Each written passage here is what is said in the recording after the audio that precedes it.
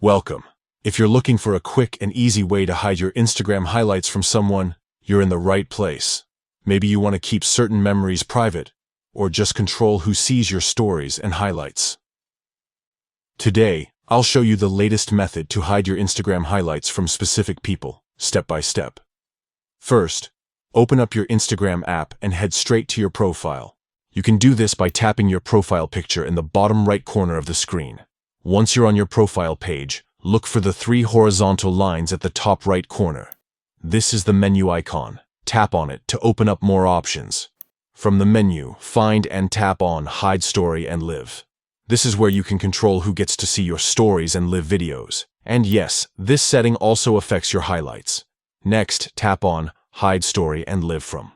You'll see a list of all your followers. Scroll through or use the search bar to find the person you want to hide your highlights from. Once you've found them, simply tap their name to select them. After you've selected the user or users you want to hide your content from, tap Done in the top right corner. That's it. Now, not only will your stories and live videos be hidden from that person, but your highlights will also be hidden automatically. This feature is super useful if you want to keep certain things private without blocking or unfollowing someone.